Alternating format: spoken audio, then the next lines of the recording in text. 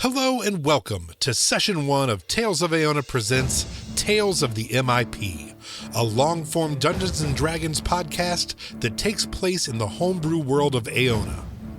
The campaign consists of 4 friends who have been playing together for a couple years now. Last year we completed a 92-session campaign that took place a little further back in our world's timeline. We played that campaign as a live play on Twitch and YouTube, but this time we've elected to just play the game and not worry as much about the lights and cameras so we can focus more on the action, and the heart, and the humor, and the horror of Aona during the arcane Industrial Revolution. My name is Lance. I'll be your dungeon master for this campaign. Hey, this is Josh. I am playing Valis Voidstrider, a level 1 Air Genasi fighter. This is Jason. I'm playing Silas, the level 1 monk. I'm Jayla. I'm playing Sephra Voidstrider, a level 1 Bard Air Genasi. So thanks for checking us out. Thanks for listening. Please give us a like and subscribe to our YouTube channel. Ring that bell as well so you'll be notified as we drop new sessions, and you can join us on our journey through the MIP. And if you really want to get behind the curtain, you can join us on the Heart Riot Discord to discuss the campaign or anything else you want to chat about. The link to the Heart Riot Discord is on our Instagram or in the description of the session that you're listening to right now. If you really like what we do and would like to support us, the best way you can do that is to check out all of our merch and the other fun stuff over at heartriot.co. That's Heartriot, HEARTRIOT.co, heartriot.co. So with all that out of the way, it is time again to play some Dungeons and Dragons.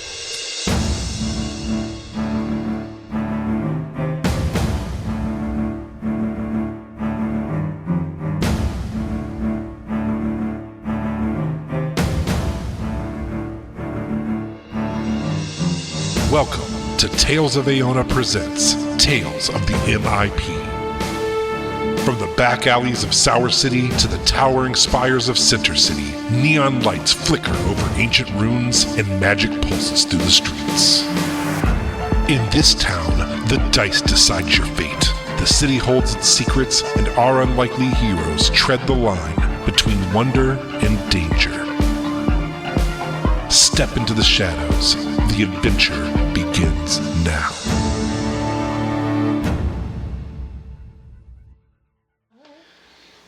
You guys ready? Yeah. All right. Welcome back to Aona. Our tale takes place in the world of Aona, a world and time far away from the world we know now, but with a lot of similarities. Aona was a fairly peaceful world for a very long time. Sure, there were some problems every now and then, cities clashing, changes in leadership, new religions springing up to challenge the old gods, but all in all, Aona was an all-right place to exist. Until the skies opened up, and the unexplainable and unimaginable horrors called the Consumption came through. A group of women known as the Maidens fought the Consumption for nearly 100 years before succeeding and ascending into godhood. But that was nearly 2,000 years ago. Societies rebuilt on the ashes of ruins, and many species of awakened animalkin were seemingly created by this war, and began to populate the lands. All was well for over 1,000 years until an unknown force began helping the Consumption, and their leader, the Voidbringer, break back into the material plane.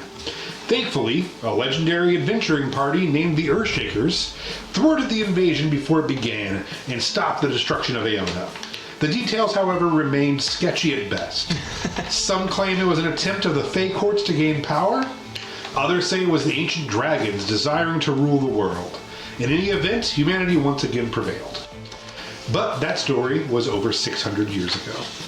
The year is 1869, and our setting is the Marianas Independent Princectus, or the MIP. Nestled at the very bottom of the Marianas Territory, which itself is the southernmost territory on the continent of Central Aona, the MIP is the largest city in the world.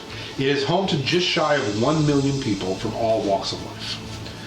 It is also home to the Assembly of Aonan Nations, often referred to as simply the Assembly, which is a global political and economic intergovernmental organization that helps govern the world through treaties and also acts as a neutral ground for international criminal trials. The MIP is also home to the Motherland, a sovereign city-state controlled by Doom, the Divine Order of the Maidens, the largest religious organization in Aona. Every year, tens of thousands of tourists vacation at the MIP to see the unearthed ruins of pre-consumption ancient Marianas, the open-air Prinsectus Market, the massive Prinsectus Park, and of course, Castle Ferrata, sitting high on its perch overlooking the city. But it's not all ancient history in the MIP. Center City boasts the Opal Arcade, the most opulent high-end shopping mall in the world. There's also the Happy Harengon Megastore, the largest Happy Harengon store in the world. And of course, the Spire, the tallest building in the world, owned by the Golden Satara, the global corporation who pushes the MIP into the future with the creation of spark stones, which power our transit and lights of the city. And of course, just south of the Euphrates River is Tadtown, the classic theater and arts district and home of Starro Street, home of the most popular plays and shows in the world. And now, thanks to recent Sparkstone technology, floating high above the city is Uptown, an exclusive invite-only casino paradise that overlooks the splendor and chaos that is the MIP. But our story starts far removed from the glitz and glamour of Uptown. It starts on an island. It starts on an island with an unfortunate name. Grave. Fort Grave, to be specific. Fort Grave is an island off the western coast of the MIP. The island is home to the modern Fort Grave, a military and police training academy and outpost for the King's Guard, as well as the old dilapidated original Fort Grave, which is now called the Graveyards. The Graveyards were converted into a prison ground for a large population of the MIP's incarcerated. Those who weren't violent and insidious enough to be kept in the dungeons beneath Castle Ferrata found themselves in the Graveyards. Our story starts in a prison cell in the Graveyards. Silas. You find yourself sleeping in the dim light of your cell, listening to the hum of magical glyphs that control the doors. And you also hear something else, a kind of wet sound, rhythmic. And you wake up to Velrog, your bunkmate, jerking off above you while sniffing your face. Oh. Velrog, of course, is a Grimlock. He's a stooped, thick-muscled creature with pale stone gray skin, which is stretched kind of too slightly over his muscly, bony frame. His eyes are milky white and useless, like all Grimlocks. He sees through scent, so he is sniffing you to get a good image of you. This is not unusual, and he typically means you no harm. What would you like to do? This is not unheard of, and you said it happens a bunch. Yeah, it's not like every day, but this is not great, but I can't engage in any kind of like violence or anything to dissuade this behavior, so I will move myself enough and then fart in his nose. Oh god. For the first roll of our campaign, please make a fart performance check. Hell yeah, it's performance. Welcome to the campaign. 13. Okay. It's not like it's after taco night or anything like that. He's like, oh, hey, you're awake. My bad, man. Jesus. Said the last time was going to be the last one. How'd you sleep? You know what? Let's not have this conversation. Yeah, for like sure. maybe you'll give it a couple of hours, maybe after lunch. Oh, about that. So the purebloods are going to kill you today. They plan on shivving you in the mess hall for what you did to Chaucer last week. So I just kind of figured I'd, crank the stone hog one last time to you, bud. Yeah, sorry about it. Well, hey, let's see what happens in the chow line, and you can always hold out hope. Maybe I'll still be around after that. It's the graveyard. You're not. You're only leaving one way, and it's to go to Doom City. Doom City is the largest graveyard. That is a massive, massive graveyard behind the Motherland.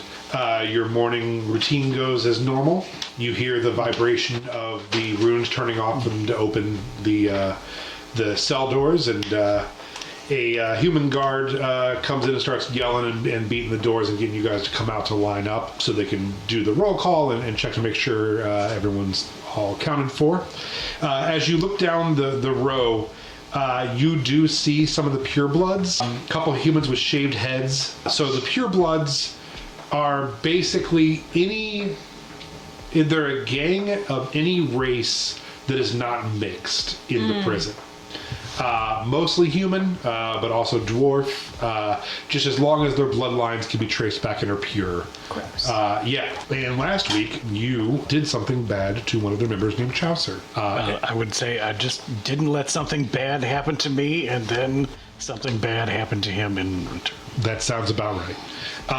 So they're all literally making the hand across throat, like I'm gonna kill you later, and pointing at their watch and stuff. And one of them's pounding his fist like an old-timey villain, and you all line up and begin heading towards the cafeteria for chow. As you turn a corner, coming the other way from another cell block is a bunch more prisoners being all lined in together. You see a couple more, and you realize that maybe they've actually changed some stuff around to get more in the room with you. You see a small shaved head dwarf with a giant beard glaring at you, and you actually see him slide down a shiv out from underneath his shirt. What is that called? That's an arm. Sleeve. His shirt porch. As you're about to meet and file in, which you realize is going to put you really close to this guy, a lizard folk guard named Krex that you know pops around the corner with a clipboard, and he says, Silkwind, prisoner 5E1213. Yes, thank God. He's like, you're with me. The tribunal wants to talk to you. But it's Taco Day. So as you leave, all of them are like, you're fucking dead. You're fucking, and just pounding their fists and stuff.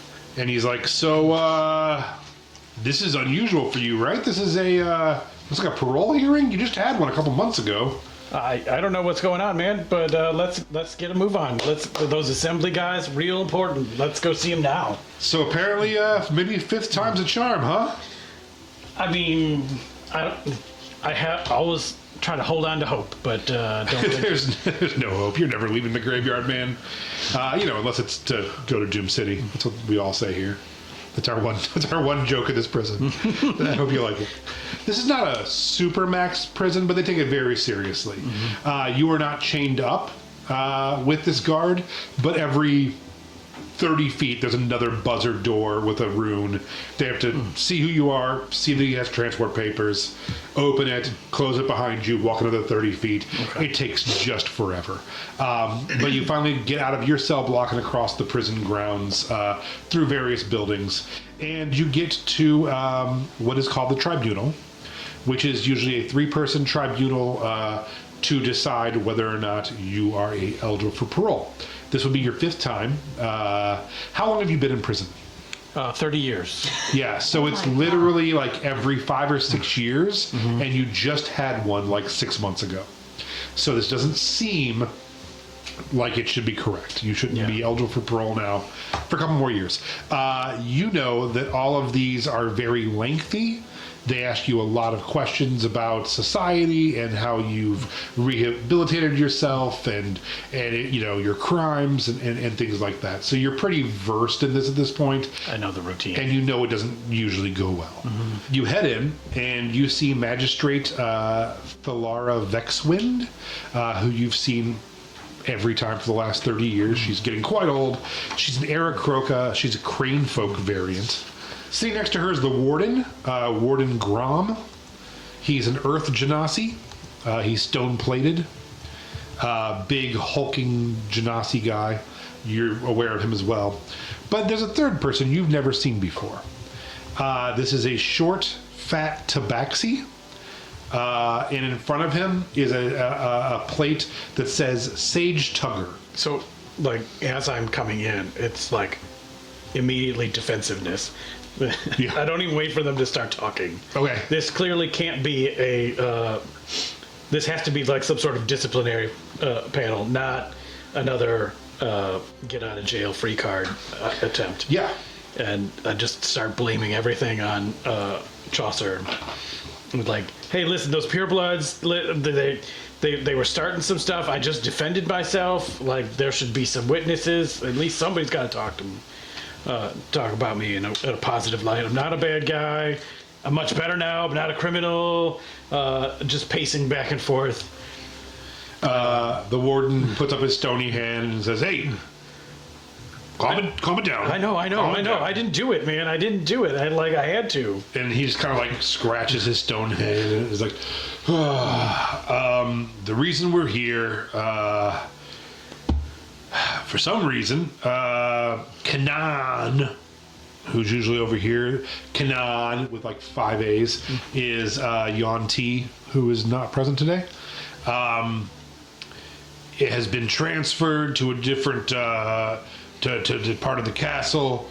We now have Mr. Tugger, he's like Sage Tugger. He's like Sage Tugger, who came with a dossier of prisoners he feels maybe we didn't give a fair shake to at our previous meetings through oversight. We're all very excited to have someone do oversight on our prison by order of the king. So that's really fucking great for me. So maybe you'll finally get the resources you need to run the prison in a way better way. Like, there's always a positive spin on it. Oh, you better help. Like, the silver edge around the cloud is probably pretty great for you now that you have some oversight. Just think about it as being super helpful. Look at it. Look at Sage's eyes. I could see a lot of positive change in there. Make a persuasion check. Just kind of like walk up to Mr. Tugger and try and shake his hands. And he's like, yes, hello. Interesting. And like makes a note. Subtly purr when you shake his hand. Oh my god. What'd you get? 8. Oh. So he starts flipping through your notes and you see like a description of you and everything. He's like, so tell us exactly what you did to be incarcerated 30 years ago. Oh, drugs. Lots of drugs. Some people said that I was involved in a murder and theft, but I didn't do that. I did a lot of drugs. Don't get me wrong. Drugs, and then other drugs, and then there might have been some selling of drugs, but that was not what I'm here for. So what were you incarcerated for specifically? Murder. Murder of? The magistrate. But I swear to God, I've never seen that knife ever, and I don't know what those papers were. I didn't steal. I didn't go in that guy's house. I was never there. And what have you learned from 30 years in prison? You got to work on yourself. There's always room for improvement, and if you just slow down, try to take a good look inside, and then maybe work on the outside as well. I agree. That's very insightful, and I'm happy to hear you say that. And you see the warden be like, "Are you fucking kidding me?" And he's like, so how old were you when you were incarcerated the first time? The first time? Or first came here, I'm sorry. On this specific... For these charges? Yes. Not like the other times? Let's just stick to the reason you're here. When you first came in, how old were you? 20. So you were just starting out in life. Mm-hmm. I feel... If I could go back to that youth, 30 years ago, I don't even know what I'm going out to. If we were to let you out, what would you do now? Not drugs. How would you be a productive member of the MIP? I'm going to get a real serious lane job, and I'm going to do the best I can at that job, for anybody that was willing to hire an accused murderer. I mean, You see Magistrate Theara's eyes start to close, and she's just old as shit. Just like not super sure what's even going on this morning, and so Sage sits back in his chair and crosses his little kitty paws across his big kitty belly and goes, "Well, I'm convinced. I move for you to be released immediately." what? And- Holy shit! What? And the same thing from Grom. He's like, "What? What? You asked 3 fucking questions. What are you talking about? These things go on." He's like, "No, I've spent some time with this one, and I'm ready to vote. I vote that he is released." And Grom's like, "Hard not released." Come on, man! Come And then on! it's just silent. Look at me! And they both look over and she's like, and he's like, "I'm sure you were agreeing that he will be released today, right?" She's like, "Yes." Oh. "Yes." And he's like, "Cool." And he reaches over and like she has a stamp. And he's like, "We'll just stamp this." And his little kitty arms barely go across. and he like literally takes her hand and kind of like rolls a stamp on it. He's like, "Great. Officer," he's like, and the lizard folk officer, so there's like Crex. It's like, "Officer Crex will see to your discharge. You will be obviously put on parole. You will have strict guidelines. You must get a job. You must care for yourself. You must keep a bank account." You know, they'll go over all of it with you. Great, awesome. Yeah, well, I look Crex. forward to seeing you soon. Let's meet up in a few months and see how Fuck you, Grom. See how you really and Grom stands up and he's just gigantic, hulking man. And he's like, "I'll see you soon too, I'm sure." I'm never coming back here. They take you through. You, I'm sure, are saying fond goodbyes to everyone you see. You do see some purebloods in their cells as you walk past. And, Get real mouthy now that the guards have to escort me out and talk about how great it is to have,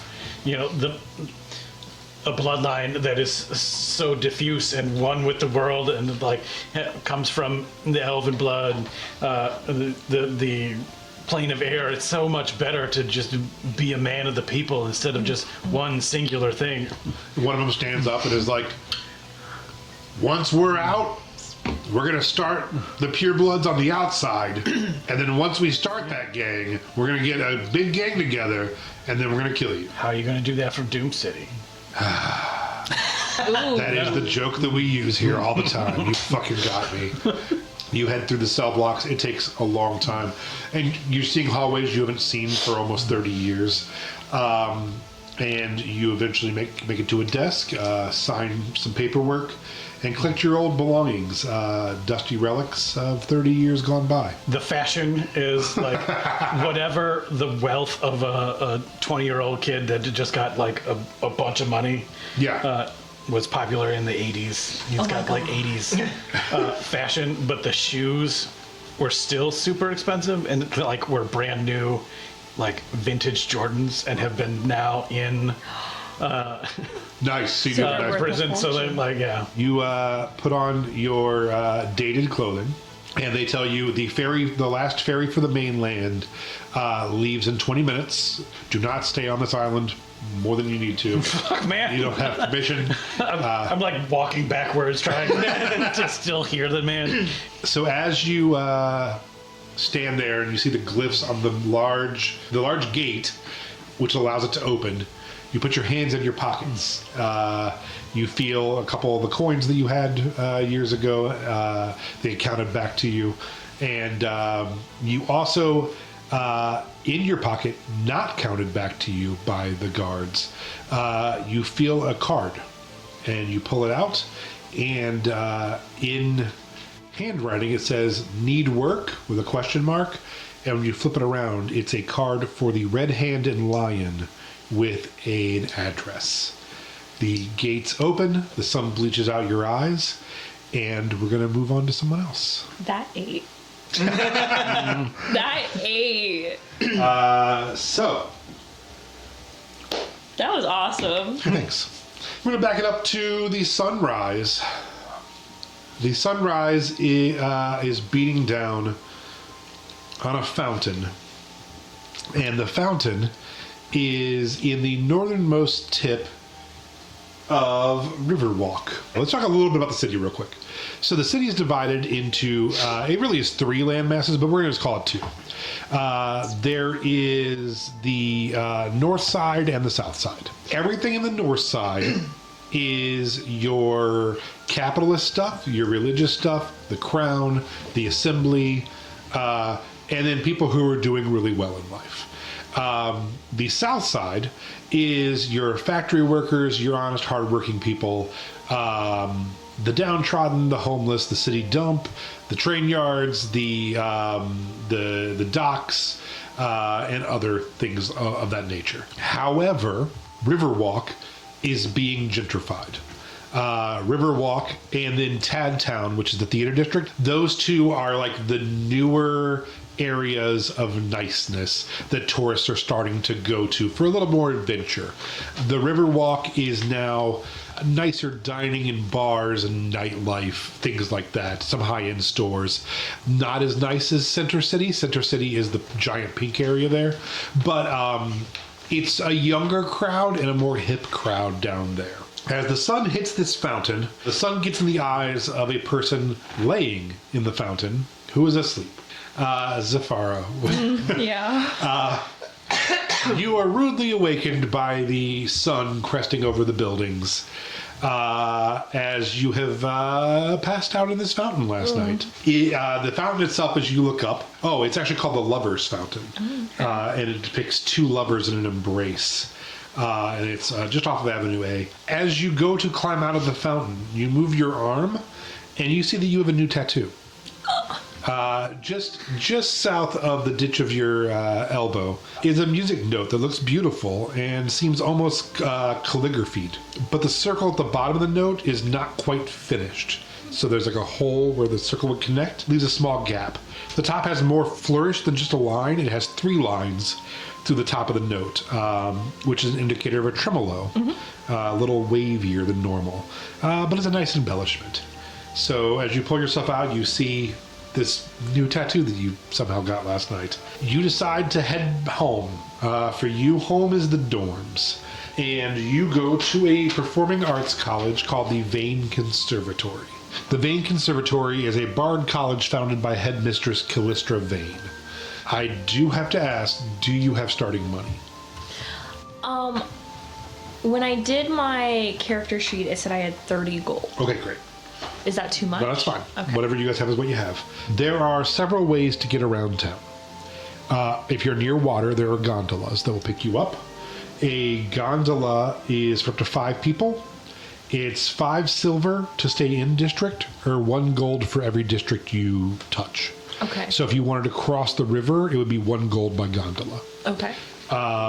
If you don't want to spend that kind of money, there are what's called sparkshaws. A sparkshaw is a rickshaw that's usually carried by, and I had to make them homeless children because Jason loves it. Look at his face, look how happy he is.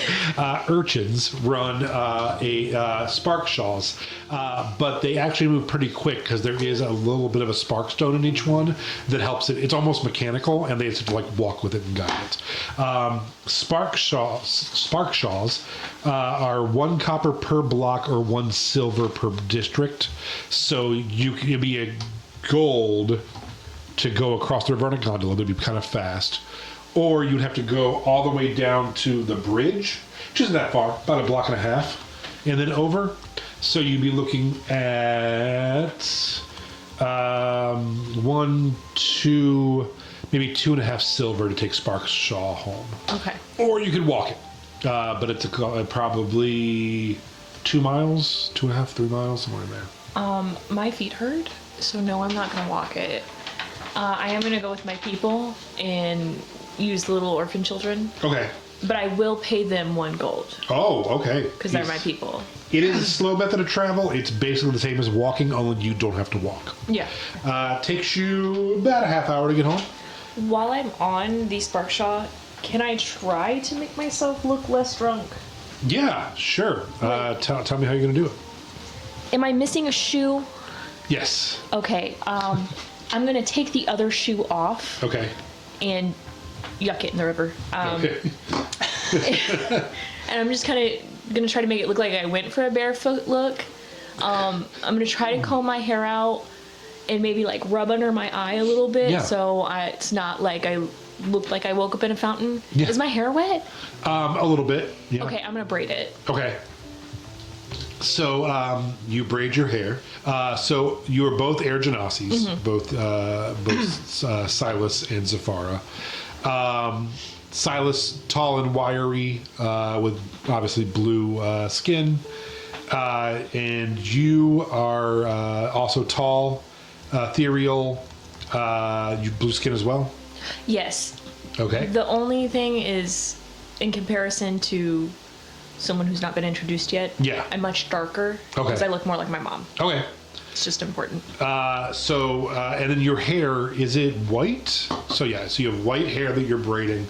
As you cross the B bridge, you look to the north and see the shining golden towers of Central City laid out. And then very far in the distance, you can just barely make out the castle way up on the ridge there. It is a gorgeous city, even though it can be tough at times. You see boats out on the water. You see a hot air balloon going up in the air. You look up and right above you, almost right above you, is Uptown. And you dream of someday getting to go to Uptown. As you head into Tadtown, Tadtown is your theater and arts district. The main part of Tadtown, their version of Broadway, Starro Street. Starro Street has 3 very famous theaters: the Thalen, the Valen, and the Corin, plus a bunch of other great theaters in that area. And you eventually had to get to your campus. It's a small college. It's not a large college, but it's basically a city block. You get to your building.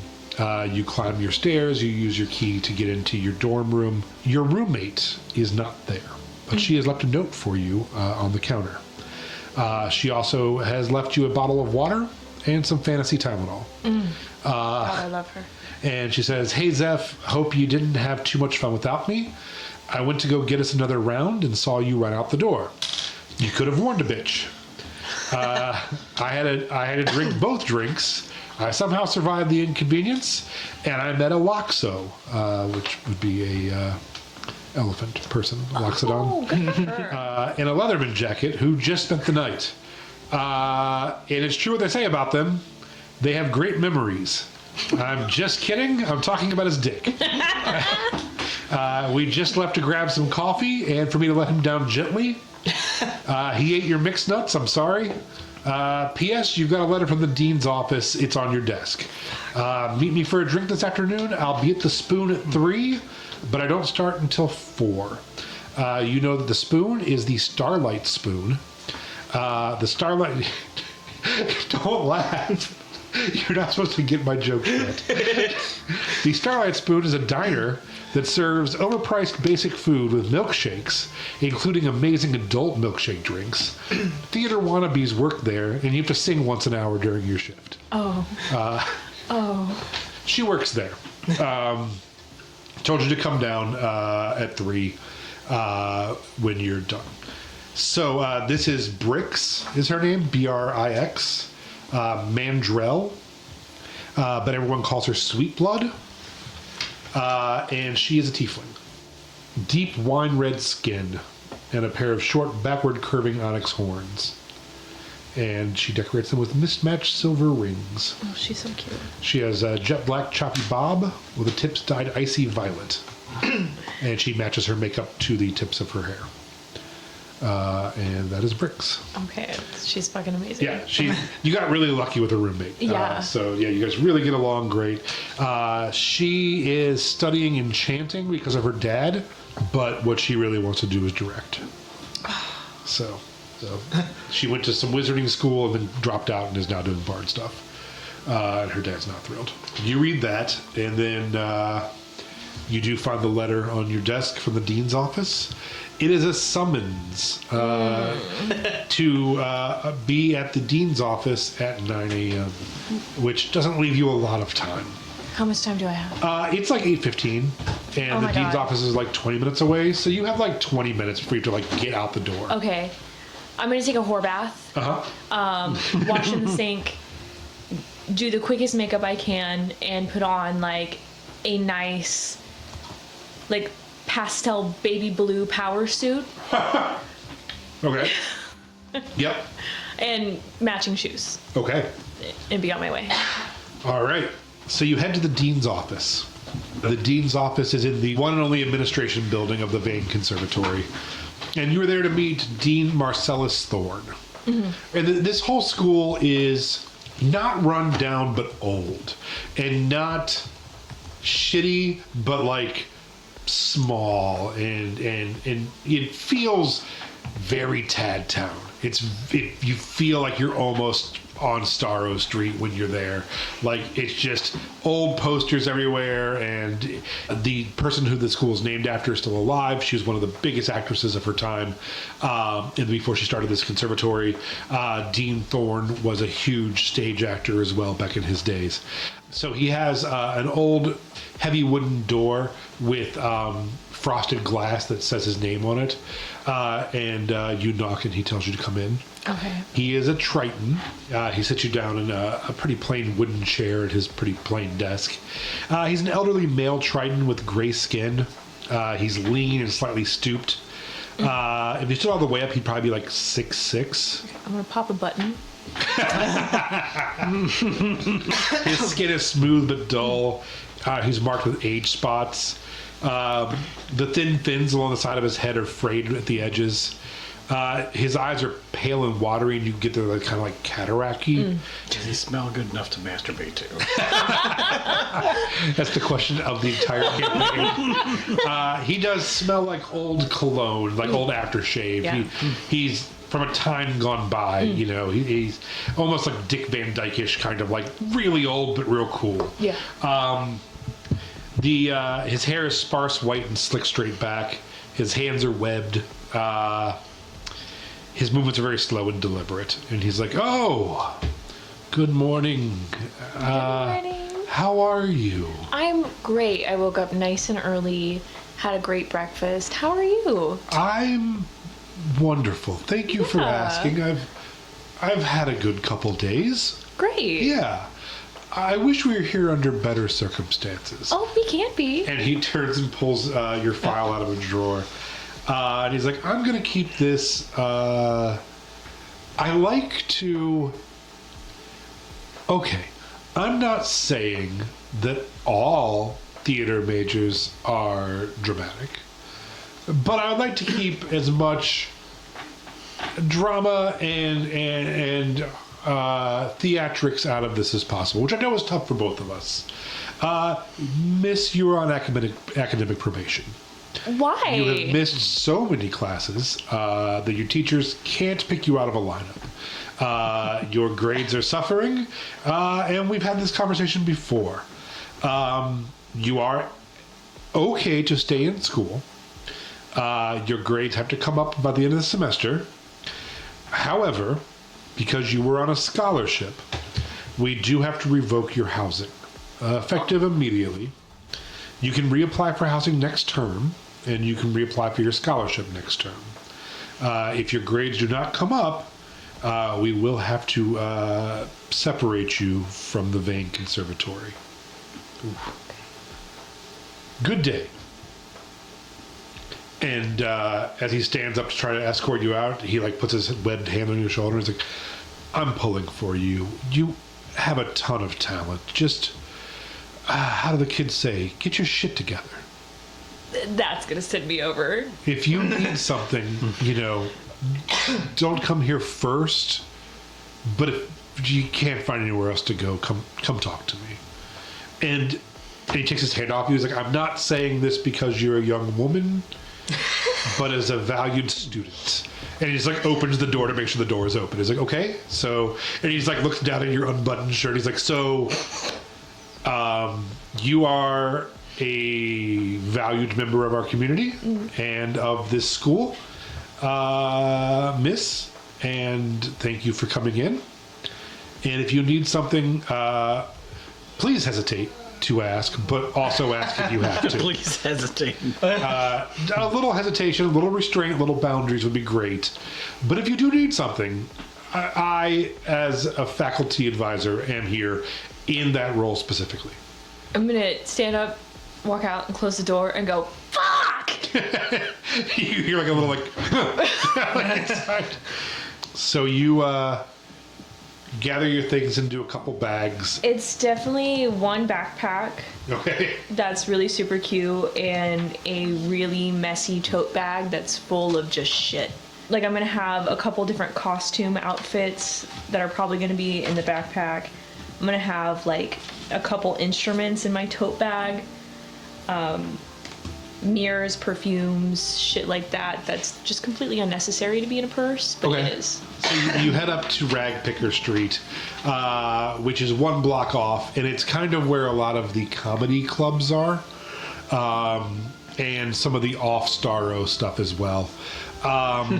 So you do pass the Bramble Right, which is more of a avant-garde theater. You pass the Guffaw Hall, which is a comedy theater. You do cross the street, and you see your favorite pub, which is the Soggy Setup, which is a just real dive bar for comedians. And then you eventually make your way to the Starlight Spoon.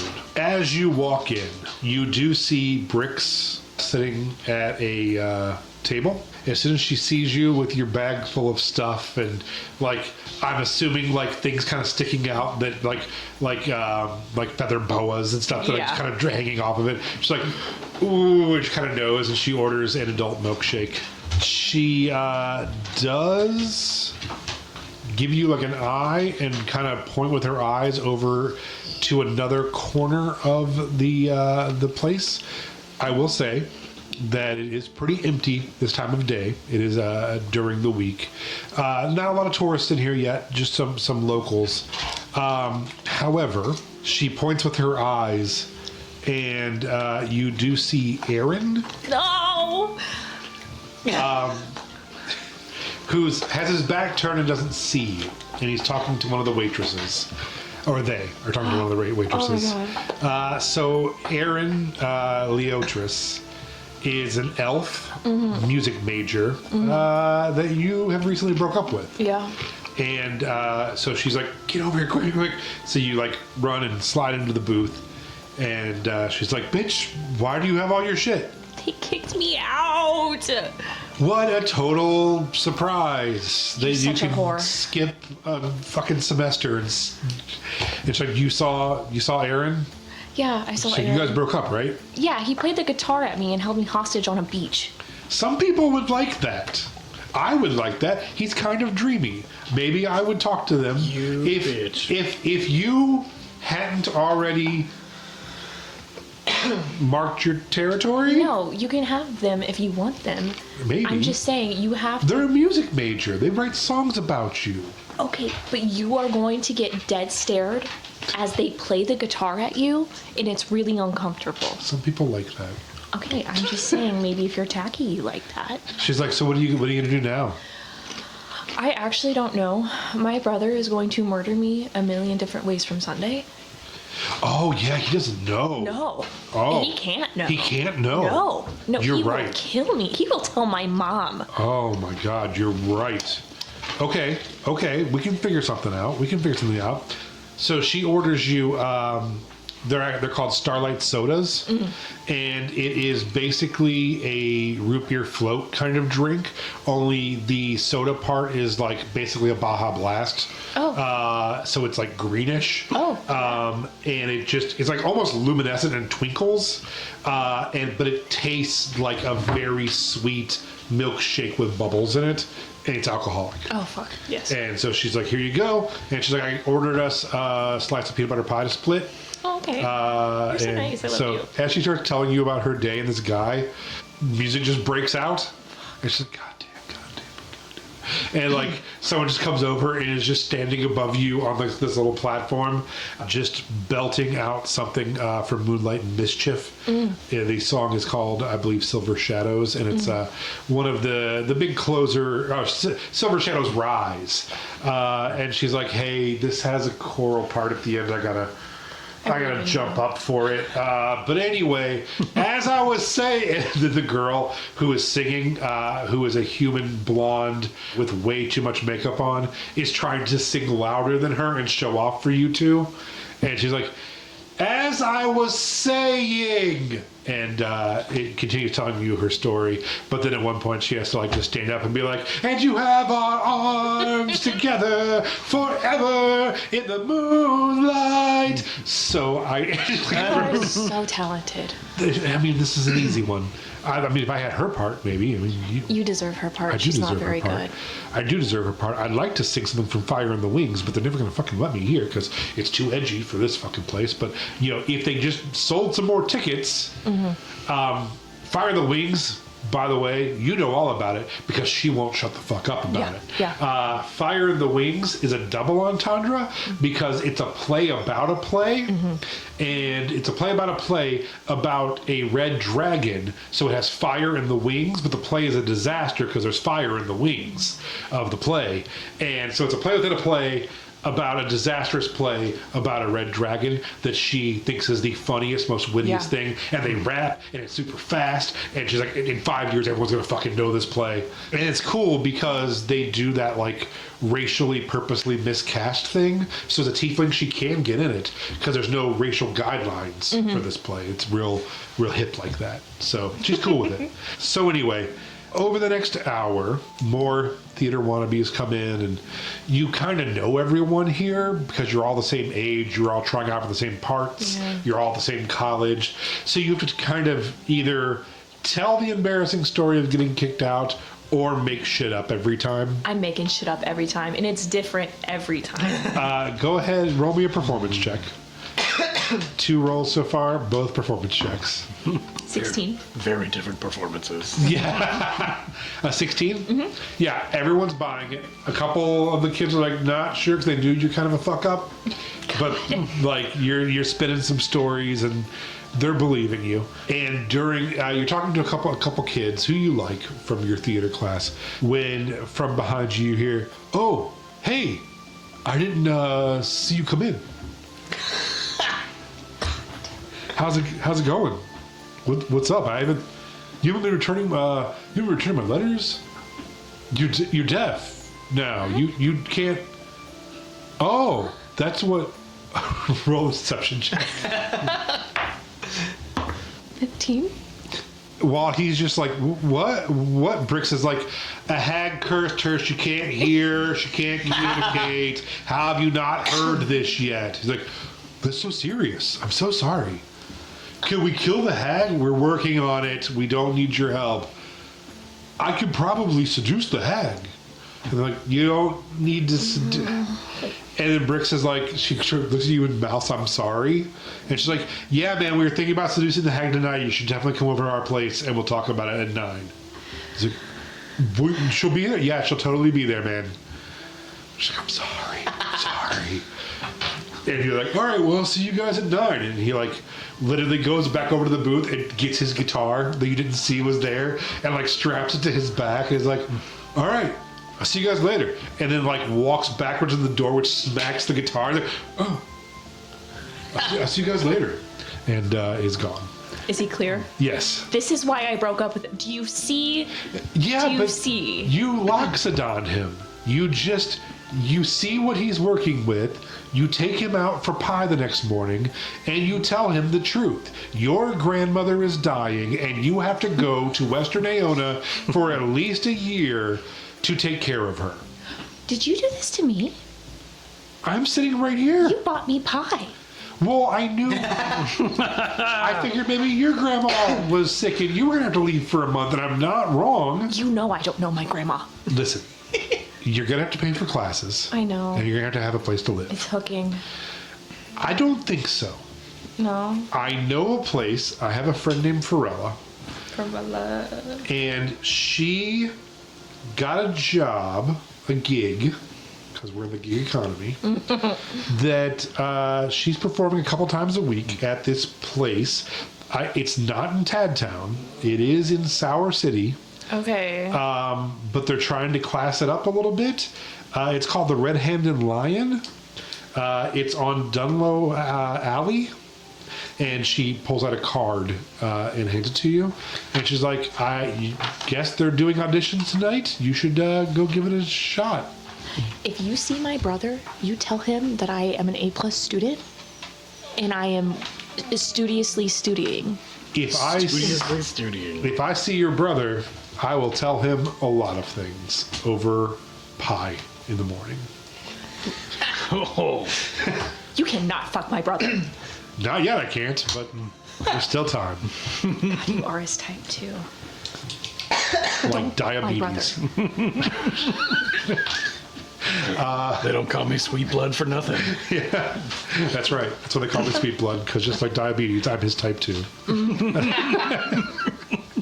So, you slide out, take all of your worldly possessions, open the door into the fading sunlight, and start making your way towards there.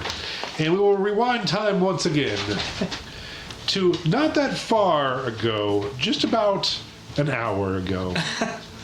Valis, you are at a firing range with some of your friends and comrades. You are one of the newest members of the Kingsguard. So you've recently graduated and are now one of the newest cadets for the Kingsguard.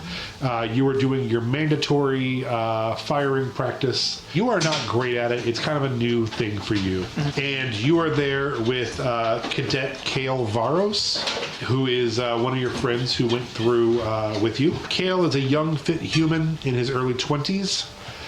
He has short, cropped, dark brown hair and hazel eyes. His jaw is square. He's joking about how you are just not great at this. And you say, okay, well, would you like to spar with something else? And you pull out your trident. And he's like, hell yeah, like you, to make an attack roll on your friend Kale. 21. So he pulls out like a flippable nightstick and is like, come on, see what you got. You definitely beat him. Do you want to tell me how you best him? I'm gonna sweep under and knock his legs out so he falls flat on his back, and then just slam the trident right between his arm and his body to like pin his shirt down to the ground. And he's like, whoa, okay, jeez, you are deadly with that, man. What do they got you doing now that you're out of the school? Well, I've picked up pretty much every shift I can take at the graveyard lately. So that's been fun. Oh, I bet, man. I've only done 1 or 2 during class. I can't be around people like that. That's not me. Well, it's someone's got to do it, and it's definitely earning me some good favor, I think. So he's like, I'll tell you, man. I've told you 100 times. What you got to do is do what I'm doing. Put a year or 2 in the Kingsguard, and as soon as you can, apply for the Assembly Police. That's where the money's at, man. Get that gold and black uniform on, make that money, I hear you. I'm doing what I can. We'll see what the cards have in store for me. While you're talking, you see the ferry start to pull in. Me and some of the boys were thinking about heading back over to the barracks, knocking back a couple cold ones. Seems like a good time. You want to join us? And there is a place called the Barracks, which is a pub on this island. As much as I'd love to, I have to catch that ferry. I promised my sister that I would see her when she was done with classes. Oh, how is your sister? Taken, actually. Taken? Yeah, this elf musician. Not a fan. Oh, how tall is he? And this guy's like 6'4" and built like Superman. Probably around your height. Oh, she's probably, yeah, that's cool. Well, tell her I said hey. Does she still have that devil roommate?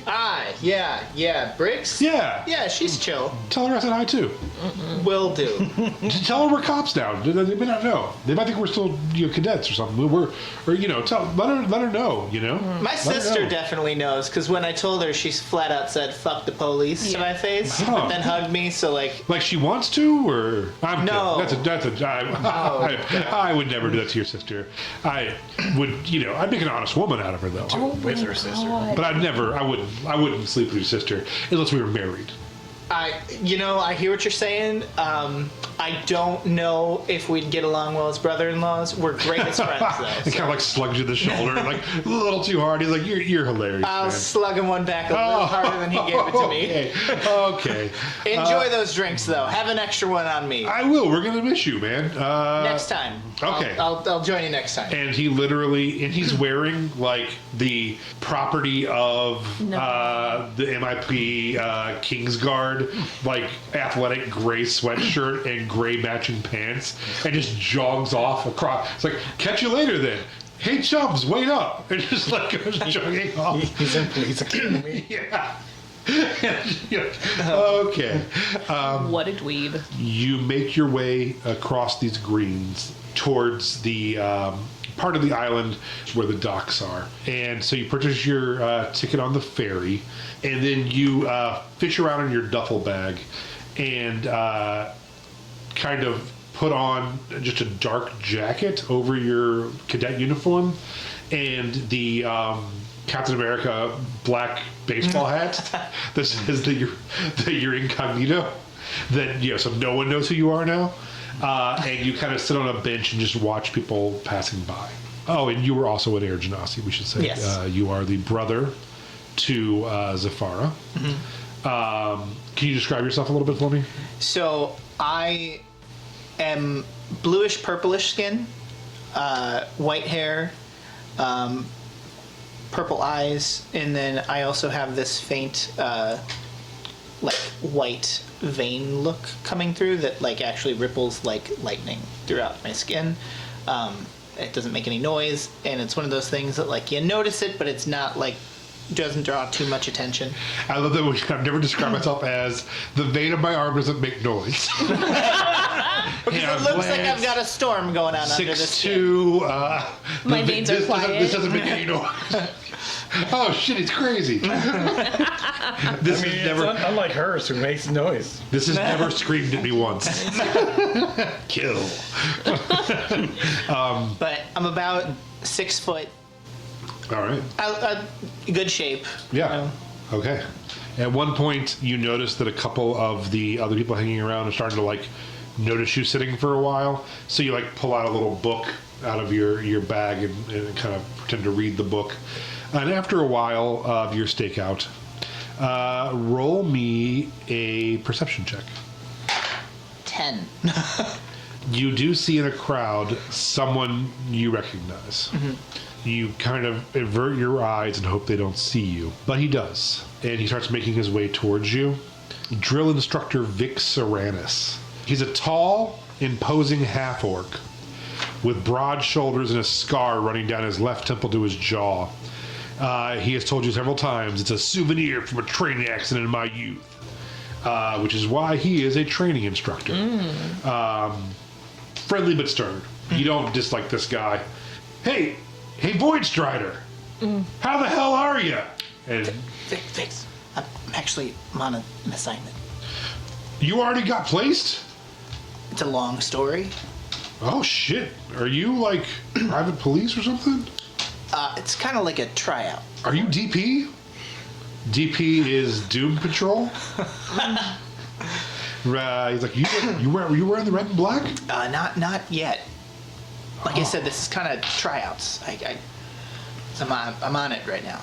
Okay, all right. No, you're fine. My mistake. Just, don't draw too much attention. No, absolutely. I was just thinking about you the other day, and one thing he can do is tell a yarn, and his stories go back and back and back, and then start over and come forward. And when he says, "I was thinking about you the other day," he starts in, back in '52. I was about your age, and you see Another air genasi walked past, looking at a card, and heading towards the ferry. I'll tell him, hey man, I really want to hear this story. I'm gonna catch up with you guys at the barracks. Do you want to meet me there? I'll see you when I'm done with this. I guess I could slum with some grunts. Fuck yeah. Hell yeah. Fuck yeah. I will see you there later. All right. Punches you a little too hard in the shoulder, and also just starts jogging off. Oh my god. And you can see that probably like 30 years ago he was your friend. Like, so you do see Silas getting in line to the ferry. So can I get a stealth check at advantage? And can you, Silas, make me a perception check at disadvantage? Because you have no idea someone's following you and would not be looking for it. 15. 14. Holy So Silas notices that there is another air genasi on board. Your eyes make contact for a second. And not even something that like crosses my brain. I am out there trying to help people get on board. We have to like get the fuck off this. Yeah. There's packages. I'm helping carry packages. So the ferry takes off. It's only about a 14-minute ride across, but it is a hellish 14 minutes. This ferry is as weighted down as it can be and as wide as it can be, and tries to cut through, but it still can just slam you on the waves sometimes. Can I please have a Constitution saving throw from both of you? Oh, nice. DC 12. 12. 19. You've done this several times before. You don't love it, but you're used to it. You have not been on anything moving in 30 years. You don't love it, but it's no ill effects. Just gotta. Nothing can stop the joy of freedom. Right. True. So I'm standing at the prow. I mean, there's no Titanic here, but I'm still the king of the world. you guys make it across. You are now in the Castleham district. It's interesting because the Castleham district is walled off. So even though you have made it to mainland, you are still not in the city just yet. It's about a 2-mile walk from where you got dropped off to the gates of the Castleham district. Run. Yeah, you just take it off. You're like, fuck yeah. Whatever he does, I'm gonna do slightly slower, just so I can keep an eye on where he's going. For the third time in an hour, someone just jogs off from you. It's definitely like a man that has never been able to run or go where he wanted. Is just running through the streets, weird parkour, going, oh, happy day. I am keeping like a little journal too, of like my own notes on things, and just like shocked by how altruistic this crazy man has been so far, like helping people on the boat, helping them get their things. Joyous screams as he jogs away, like just kind of keeping track of who he is as a person and how he appears. All right. Clothes don't exactly fit. They're 30 years Some old. really nice vintage shoes. My sister Damn, loved they've those. increased. As you're running towards freedom, you noticed that one of the things that has changed in the last 30 years is, and you had heard of this in jail, is that the banners that used to have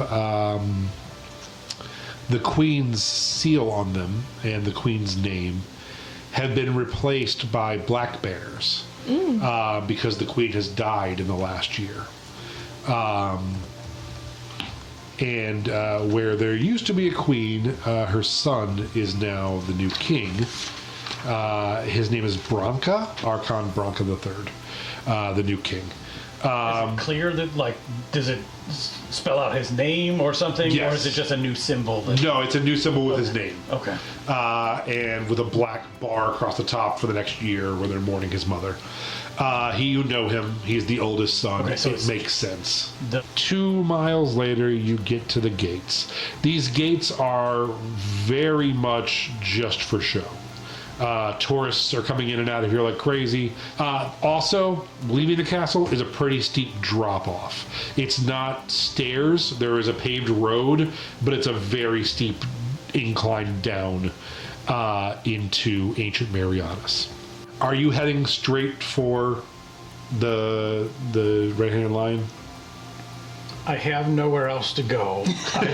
I don't necessarily want to surprise my mom wearing the same clothes out of this, but also I got out of prison at like 5 o'clock in the afternoon and need to make it across town. Sour City is here.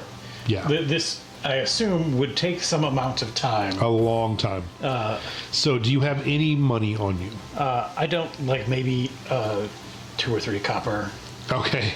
So your options are walking. Yeah, I'm mostly like enjoying the being out okay. and doing stuff on my own. I wouldn't necessarily get in a cart or anything like that. Okay, you're just walking there.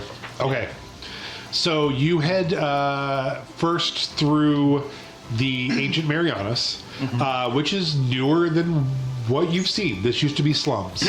And then they discovered that there is, in ancient Marianas, just below the surface, a coliseum. And they've been excavating it for the last, say, 10 years or so. What began as a civic improvement project quickly turned into the largest archaeo-urban dig site on the continent. There are stone roads carved with ancient Aeonian glyphs. There's a tiered amphitheater. There's a fighting pit. And they even have started uncovering a labyrinth down below it. And very recently, they have found some standing stones that they don't know what they are. This is the #1 tourist attraction of the MIP. Students come here year-round, just like ancient Rome, and take their picture in front of these things and get a lesson about history. So you're walking through that. This is all brand new. This is fucked up because I used to be able to go shit in that corner. Right. Yeah. And now there's a giant hole.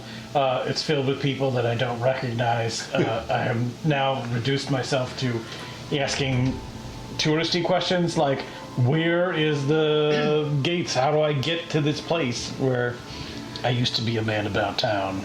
So you turn right and start heading out of ancient Marianas towards into Center City. You were very surprised as you hit Center City. Right on the edge of ancient Marianas there is a carnival. And you're like, what the fuck Disneyland shit is my city turning into? There is just a small medieval-looking carnival that's on the edge of the park, at ancient Marianas. You head past that into the city, and you get your first glimpse of the new MIP Center City. Skyscrapers everywhere. When you went to jail, 10 stories is as high as a building dared go.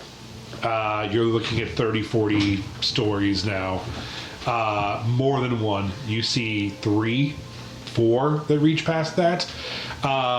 You see like a giant golden middle finger in the center of the city, a golden spire that seems like it reaches up to the heavens. And you're like, never seen anything like that in your life. Wealth just on display. Absolutely. To a point that has never been accumulated. And then you also see slightly north, slightly uptown a little bit, a black spire that looks kind of close to it, but is a little bit smaller. You just can't believe how built up the city is and how clean the city is. You actually walk across this thing called the Grand Hot Walk. Hautewalk. And it's like all couture and things you can't pronounce, fashion mile. And you're like, what the fuck is this place? I'm flabbergasted by the price in the window. Oh, 100%. You do see something that you do remember. The Pack Stone is still there. The Pack Stone is a magical stone that is rune covered, where all contracts, deals, and promises made while touching it are magically binding. Oh. You do see, for the first time, some sky ships that are in the air. heading south. They are a mixture of like magical runes and airships. It doesn't even dawn on me until I start seeing a shadow creep. I'm just kind of like, oh shit, fuck, dragon! And then I look up and it's just some boat in the sky. And then, much to your surprise, as the sun is setting, you're like, it is getting darker earlier than it should, I feel. I haven't been outside in a long time. You look up on the southern horizon, and you see part of a city floating. And this is your first look at Uptown, which is roughly just about half the size of Tadtown, floating in the air. And you see it like glowing with these magical things keeping it up, plus these hot air balloon things everywhere. So you cross over into the theater district. It's also built up, but once you cross over, you get this feeling of like daddy's home, kind of. Oh. It starts feeling more like the town you Familiar. remember. Not a whole lot has changed south of the Euphrates River, and that's on purpose for Tadtown. It is nicer than 30 years ago, but they're keeping it as vintage as possible. You can tell they're going for new in Center City and classic in Tadtown. At this point, now that stuff starts to feel a little bit more at home, I'm kind of looking for a Goodwill store or something that I could get more appropriate clothes that fit. Sure, yeah. So for you know what, for sure in Tadtown you can do that. Mm-hmm. There's a lot of off Starro secondhand stores, thrift shops that people use for like costumes and stuff. Big market for that stuff there if you want to try to just jump in and grab something. Yeah. Whatever I can get for the copper and the clothes that I have on now that somebody might take. Okay. Just so that I don't look as weirdly out of place is the goal, and something that is not gonna like make me look like a weirdo. Yeah, so the first couple places you go are overpriced, and they have shirts that you owned 30 years ago that were cheap then for like 10 times the price now. But eventually you ask around, and you head off into some of the side streets and find actual places that are just like piles of clothes, fill a bag for a copper kind of places. Okay. So you manage to find some stuff that fits, that feels a little more modern. I think at this point, like, I'm selling my shoes, not actually knowing, No. and totally being ripped off. Can you make... Somebody makes me an offer and it's like absurd. Yeah, go ahead and make an insight check. Did you crit? Natural 20. So did I. 22. Okay, we both crit. Oh my gosh. So the person that sees you trying on your stuff, it's a young girl. She's like, you know, I could actually take your old stuff off your hands for you if you want. We can just donate it. Oh yeah, sure. That'd be great. And there's a guy in the store.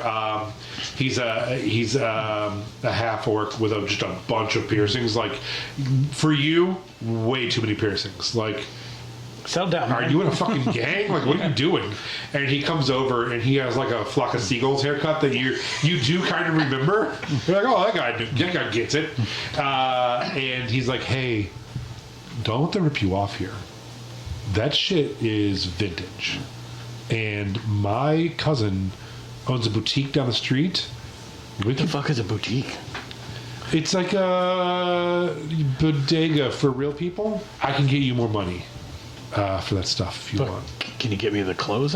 Like, I need. Oh, so you can't buy the clothes without No. selling the clothes? Yeah, I need some cash. I'm trying you to make. poor thing. Oh, you poor thing. Okay. Yeah, I'm so poor. I'll buy the clothes. And maybe a sandwich. Well, I can give I'm you. so poor. And he looks down and he's like, I can give you 2 gold for everything you got on. More money than I have, like, for sure. So he buys your clothes Just for strip you down right there. and gives you 2 gold. So you head out and are on your path again. Can you make me a perception check? 8. 12.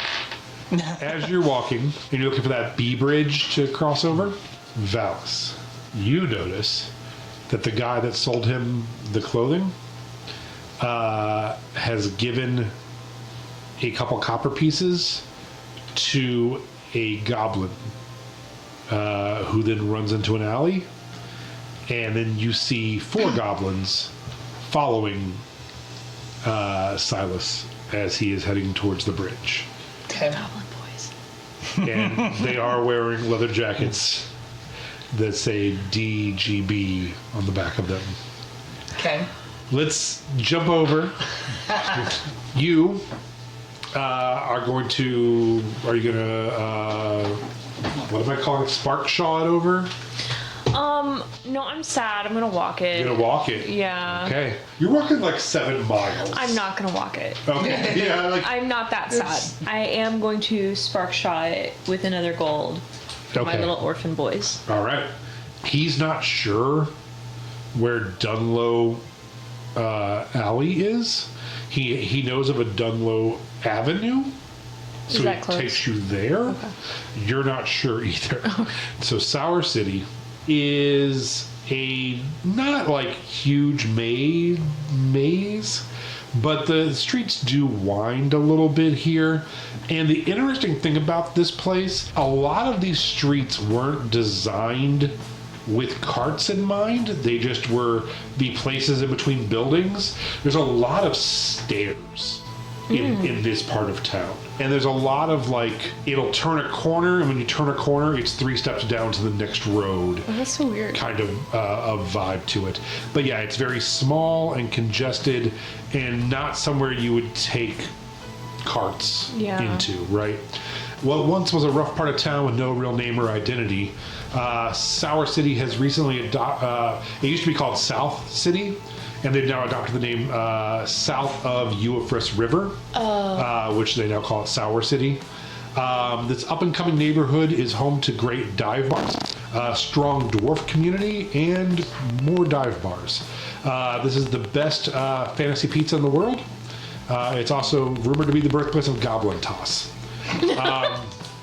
Are just so when tourists get here, they land on that green circle over there. Okay. It's called Settlers Point. So occasionally your very punk rock adventurous tourists will go into that side of Sour City from Settlers Point. Yeah, and then occasionally people who are in the red light district will go slightly south into some of the bars there at Settlers Point, and then very occasionally people on the river walk will go, this is a little too pricey, go off River Rock by a block. So the borders, the west, east, and northern borders are a little gentrified, but once you get to where Dunlow is, Nobody's there. You have to be someone and who either lives in this neighborhood or genuinely loves this vibe. A lot of empty storefronts or empty warehouse type things with places to live above them.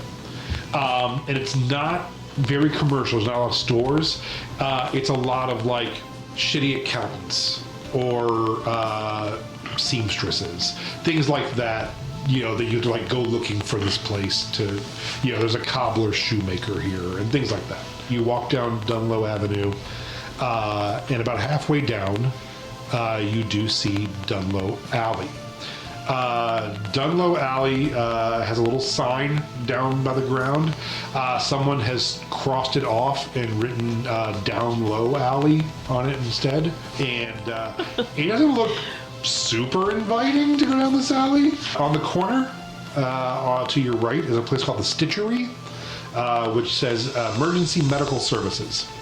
And then on the left of the alley, you see Locks and Loaded, which seems to be some kind of dwarven hair salon. Oh my god. It's a crooked, narrow lane, mostly like humming pipes and steam and trash. One thing you noticed on the way over, a lot of trash. There's just piles of trash everywhere. You've been partying a little bit the last couple of weeks, so you haven't noticed. No one seems to be collecting the trash. Okay. And you're starting to notice that trash is piled up everywhere. At the back of the alley, you find a little signature tavern. A half-painted sign says the Red Handed Lion. The pub looks weathered and kind of barely standing, like it's been here since the alley itself was first paved with the cracked cobblestones. And it has. That's why they put this alley here, because there was a bar back there. There's a faint orange light flickering from the grimy windows on either side of the thick, narrow wooden door. There is a brass lion head attached to the wall next to the door. The top is much shinier than the rest. And so I'm not going to make you roll for it. Get the idea that patrons kind of rub the lion or pat it as they go in. It's like a good luck thing. It's super shiny top, dull on the bottom. Would you have to head in? Well, I'm gonna rub the lion. Okay. Yeah. You rub the lion and you push in. It's still kind of early. The pub is tight and dimly lit, with barely enough room for the few worn tables and stools scattered around haphazardly. The walls are all dark wood. Scratched and dented from decades of drunken patrons and fights. Faded posters and notices for old fights, wanted criminals, or lost items are tacked up. All of the wanted signs, someone has put like quotes on wanted and drawn on them and stuff. You get the idea they're not too into looking for criminals around here. Low ceiling with exposed beams and pipes above you. And there's one closed door in the back that says pisser. Nice. As you walk in, there's no one basically in the pub, except for one guy who's kind of like sitting in a booth right up by the front. He stands up and he is a furbolg. He is 7 foot tall. Oh, Jesus. Bluish skin, messy brown hair. He has a short brown beard and kind of a drunkard's red nose, and he's like, "Hello, Hey. welcome in. No weapons, okay? Oh, where do I put them? We can take them and lock them up in the closet here, or are they like in your bag? Some of them are in my bag. I can put them all in my bag. Yeah, just put them in your bag. I can do that, yeah. I appreciate it. I'm here for an audition. Oh, open mic night. Open mic night. Okay, yeah. Okay. Yeah, you can win, though, and then you get some free drinks, and you get a chance to perform again. Okay. Okay. Can I use your pisser? Yeah, it's the one that says pisser. Nice. So I'm gonna go to the pisser, and a normal set for me would be very DJ party girl, and this is not that vibe. Right. So I have a bag full of shit and costumes. Uh-huh. So I'm going to kind of try to put on an outfit that's more like smoky jazz club, like a boa, kind of like a flapper-ish outfit. Yeah. To try to do more of like a jazzier set. Okay, yeah. Rather than, like a DJ set. Okay, cool. All right. As you're doing that, let's go back to you guys. You are starting to cross this bridge. Your legs and feet are killing you. You have walked 17 miles at this point. Yeah. I'm gonna stop and do some stretches. It's a good thing I got these new shoes. Those old ones were never gonna make it. You're stopping and talking to locals and asking for... You get an idea of where it is. You've never heard the term Sour City before, and then they tell you that South City became Sour City. You remember South City being across this bridge, and now it's called the Riverwalk District, and it's just in time for the sun to go down and for like the twinkly lights to start coming out. You've seen, I'm just going to call it electricity. It's not really electricity because it is made by things called spark stones, which we'll get into later. Magitricity. Yes, it's arcanatricity. You, for the first time, are seeing it out in the wild, though. You see these lights start popping around and like twinkling lights in the trees. The bridge, as you're walking across it, starts lighting up, which does light up 4 goblins about 60 feet behind you. Do I see any weapons on them? You see that they are putting on brass knuckles, and one of them has a small lead pipe. I want to just get as close as I can without drawing a ton of attention to myself. Sure. Just kind of like turn around and address them like, hey guys, come on. I just got out. I just want to go get a good night's rest. You could rob me tomorrow. Hey, mister. No. I get it. Unfortunately, We don't have to do this today. I guess my friend back here dropped a couple gold, and he said he saw you pick it up and run. We just need that gold back. And they start like walking towards you. All right. I'm gonna take a tiny sack that came with the clothes and do my best to put like random trinkets in there that may have been in these secondhand clothes. Okay. And toss it and run. All right, roll a performance check. The hopes that Or sleight of hand if you'd like. and only a 10. Yeah, we knew he'd pussy out. Grab it! And they all run out into the street and grab the bag, and so you're taking off. They immediately are like, "Oh, what the fuck!" But you have now a decent size lead because you were already maybe like 60 feet away, and now you have like 30 more, so you're like 90 feet away from these guys. Do they seem like they're just cutting their losses and taking what they got, or do they seem like they're gonna? Those they might give chase. They were paid to bring that 2 gold back. I'm going to, if he's already gone, Yeah. I'm gonna pull my shield off and my trident and just kind of bang on the shield and show the mark of the King's Guard. They turn around like, "Whoa! Hello, officer. That man there had robbed a friend of I ours." actually saw the transaction with Oh, the half so orc you where they know paid then. you to follow. And I have to say, as somebody who works, up at the graveyard, I'd hate to see a few more faces show up there. So how about you leave that, you go about your way, or I'd have to take all of you in. I'd really hate to do that. Roll an intimidation check with advantage. DC 12. 15. Nice. They're like, "Hey, well, what we were just talking about was you're correct. And we are so glad to see Kingsguard down here. We don't see him too often. And we have to sometimes patrol our own streets. And sometimes, as you can see, we get it wrong. That guy gave us a little coin, and we're kind of in the protection business. We were just trying to help out. We'll let the professionals take it from here. I appreciate Your Highness." and I appreciate you guys doing your part to try to keep your side of the city safe. Absolutely. But Like leave it to they, the professionals. like they said, clean Aona is a prosperous Aona. Okay, bye. And they like just go run for the 4th time today. Make good decisions. Someone runs away from you. And I'm gonna pick A up the day of bag people of, jogging off from you. and I'll pick up the bag of trinkets and continue following along. Okay, so this bridge is basically a fantasy freeway bridge.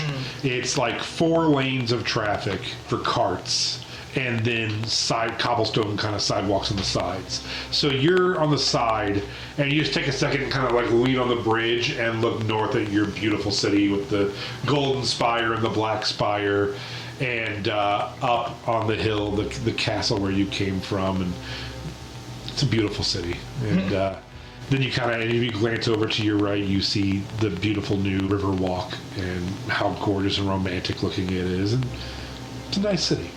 You pull a card out of your pocket that says the Red-Headed Lion, and flip it over, and it says C. Nibbins. And you kind of hit it against your hand a couple times and put it away, and you've now realized this is where he's going as well. So you both make your way through the moonlit bistro area of Riverwalk. You both also notice the large amounts of trash, particularly the further south you head. Right where the Riverwalk section ends and Sour City begins, I'm gonna put down a shitty old hat that I got out of the bag of clothes and just try to start doing like a soft shoe routine. Oh, trying to busk a little bit? Like a little bit of a break dance, a little bit of a tap dance. I am not talented in any way, shape, or form. I'm just hoping for a couple of coppers. How long are you staying there? 10 minutes. Okay. So roll me a performance check. I'm just assuming that where I'm going will be serving drinks, and I would like to have enough money to buy some drinks. It'll be a sliding DC to tell me how much you've made. Ooh. But if it's under 10, then no. 5. Yeah. People are slightly afraid of you. You set up at what you feel is a good spot and just start I put some breakdancing. some shitty cardboard on the ground. Yeah. And you hear people be like, they've got to do something about mental health in this city. And they're like, I thought this part of town was getting nicer, but now I'm just not sure. They're like, this is what you get, though. This is the adventure. This is the adventure of heading, south of the Euphrates. Is you wouldn't have these kind of stories to tell your friends in Center City. Like, oh, Barb is going to love hearing about this, and you unfortunately don't make any money. Yes. Do I catch up Yes. this time? As I pass by, and I'm gonna try to go quickly so that I don't want to draw attention. Yeah. But I will toss the bag of his things down as like his tip, and there's going to be an additional 2 gold, 6 silver in it. Okay. And then I'm gonna continue past. I need you to make a stealth check. I need you to make a perception check. 19. What'd you get? 14. So you definitely see the man hurry past and know that he almost was in too much of a hurry, and then tosses your belonging back to you. So you are aware of that this guy must have seen what happened. Can you also make me a history check? 8. He looked familiar, but you didn't get a good enough look. But you swear you'd seen that coat somewhere else. But maybe that's just what people wear nowadays. And he heads off in the direction you're going to be heading. I don't want to let him go, but I just go like, oh my God, thank you, man, thank you. This made my night. Oh, thanks. You look real I'm just familiar. gonna do one of these as I keep walking. Oh, you don't have to be a dick about it. Come on, I'm just trying to be nice. I know I'm not that great. Man, everybody's a critic. Go straight into the bar to buy booze. All right. So you will get there roughly 30 seconds before he does. So are you like hurrying in, or are you going to hang back and let him go in first, or? I was kind of trying to like quickly get through the crowd of the old people who are complaining about him Yeah. to like be able to get ahead and just kind of check my trident in and go Yeah. find a quiet corner to Sure. sit. So easy enough. You head there, and you get there a minute or two before he does. He has to pack up his cardboard and stuff. Just kick it off to the side. Trash everywhere anyway. Yeah, there's trash everywhere. This is the city I remember. Like, Yeah, as you garbage in the streets. as you kick the cardboard into the trash, a rat scurries out and down the street. You're like, "Fuck yeah!" Like I remember you. I feel so much better. like Okay, so you come in, you talk to the doorman, Rasker. He takes your trident and puts it in a little closet. He's real nice, but he's a little firmer with you than he was with her because you seem like you might be a cop. And he's like, hey, so we don't put up with any violence here at all, right, man? Like, you should know this is a guild hall. The Gutterman Guild runs this, so we don't put up with any nonsense either, but you're welcome to drink here. appreciate it. Okay, well, enjoy. I'm gonna find like a quiet. dark corner of the bar. So you head back towards the back and sit down in one of the tables in the corner and try to position yourself by the door so you can see. At this point, I will say there are 2 other people in the pub. They are sitting at another back table, but the back center table. So you're further back than them, and you can see them. They aren't facing you; they're facing each other. It's a man and a woman. You still haven't seen a bartender, by the way. Like, no one has seen a bartender. And then the door opens. In comes Silas. I'm like in a book, but like peeking. The weird guy at a bar that goes to Not read that by Performative male. Yes. You come in. You go through the same routine with Rasker. You don't have any weapons on you. No, I have a garbage bag full of secondhand clothes. So are you heading over to the bar? Oh, for sure, yeah. All right, you head over to the bar, and you're like, anybody working here? There was a door behind the bar The door opens, swings open, and a female comes through. She seems human, but she has an eerie, almost otherworldly presence that kind of like would make you lower your voice when she passed you. Her hair is soft silver with faint streaks of lavender. She has reflective, deep violet eyes. She is balancing a tray of drinks that she had made special on the back. She is a Kalishtar, which is half human, half dream. And she's like, "Oh, I'm so sorry. I didn't know people were here." She looks over at both of you and sets her thing down and goes, "Hi, welcome in. I've not seen you before. You're not a regular, are you?" No, I got this card, and I'm just wondering if you need some help behind the bar. Oh. Looking for a job. Okay, I will let Nibbins know you're here. He'll want to talk to you. Can I get you a drink while you're waiting? Oh, absolutely. And she hands you a little menu. She says, "What can I get you?" Beer. Okay, Tavern Amber it is, 1 copper.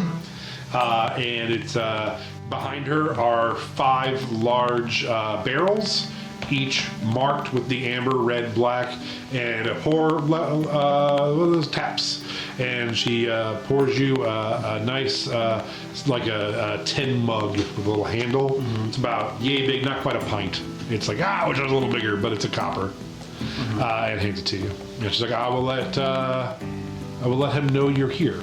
Awesome. So she heads back to the swinging door. You feel the other 3 people in the room staring a hole in the back of your head. It's like almost silent in there. There's no music. There's 2 people at the table directly behind you, not talking, and then the other guy reading a book in the corner, not talking.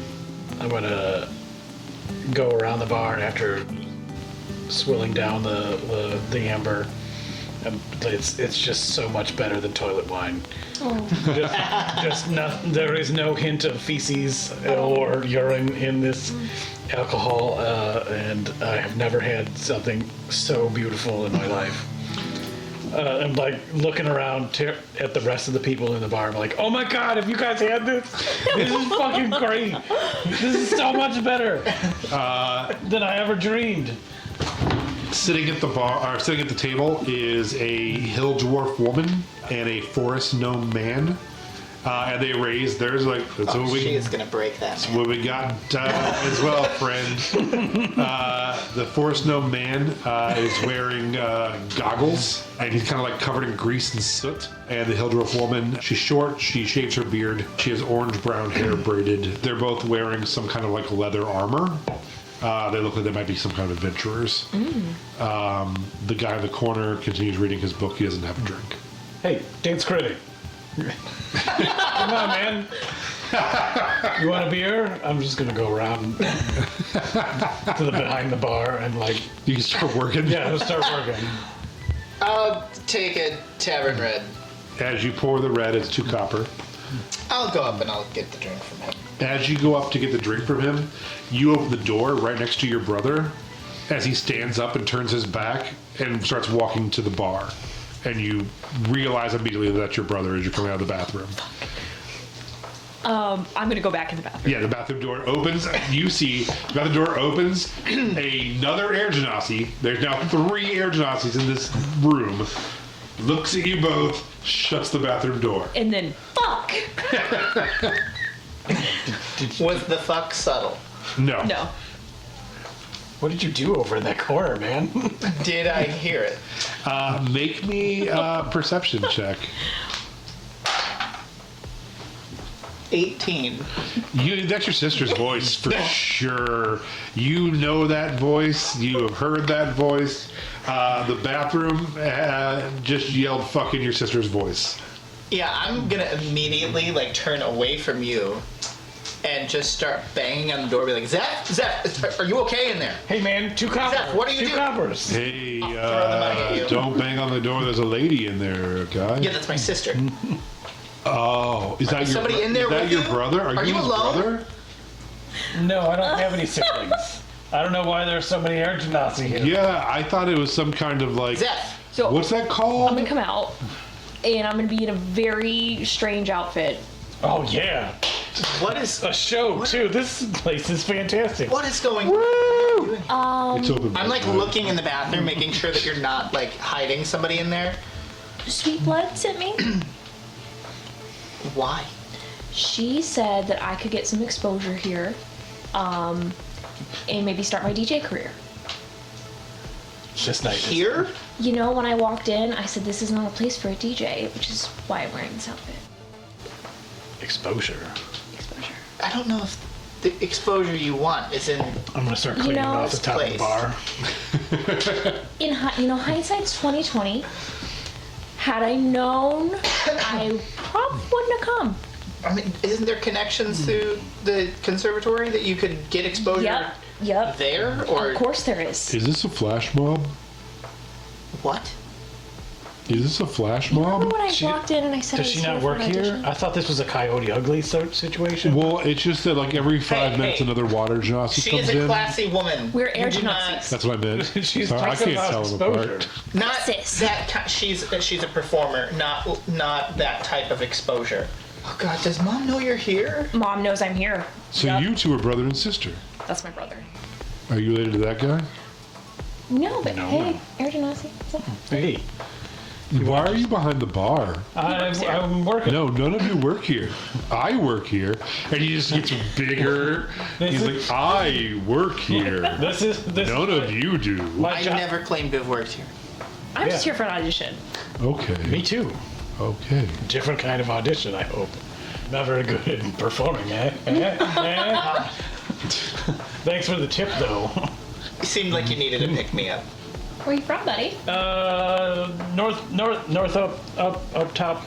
You're up north, in the good part of town. Oh yeah. I just came from there. Aren't you a little far from home? No. I used to live like further down. I'll cut in and just say, "Oh, little Lavinia." Yeah, Little Lavinia to Uptown. I was just up there. Like I just spent a little time there. Oh, okay, that makes sense. Yeah. What are you doing here? Why are you here? Yeah, why Does is Mom know you're here? Mom doesn't care where I go. That's You true. guys look like grown-ass adults. Why does it matter what your mom says? It's a touchy subject. You don't need to be involved in. I'm a bartender, and you guys should be. He says you don't work here, Yes. I mean, and you never gave me my drink.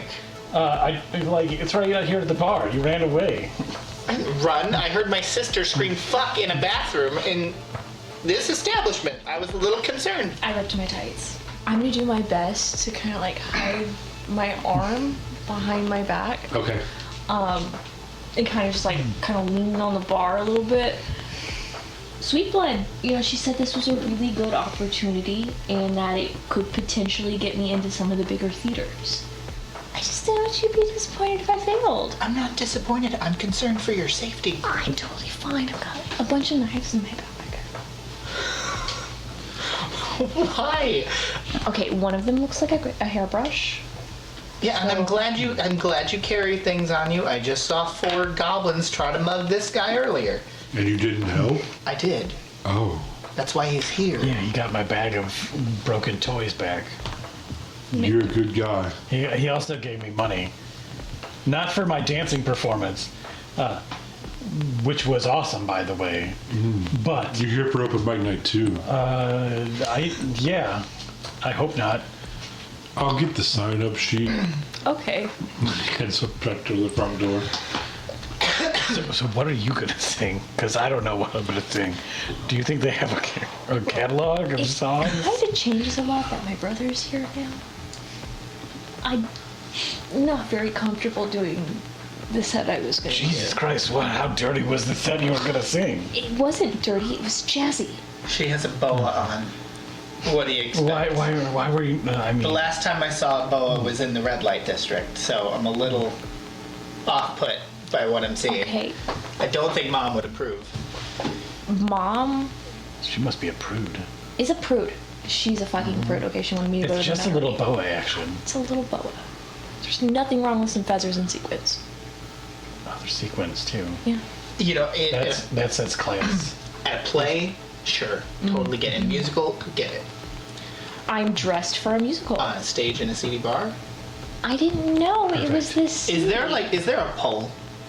Oh my god. I mean, there is, but it holds up the roof also. But it's on stage technically? Yeah. Do you not see there's a pole? Okay. This better not be. Are you struggling to like... No. Do you need money? I don't need money. I don't need money. I need exposure.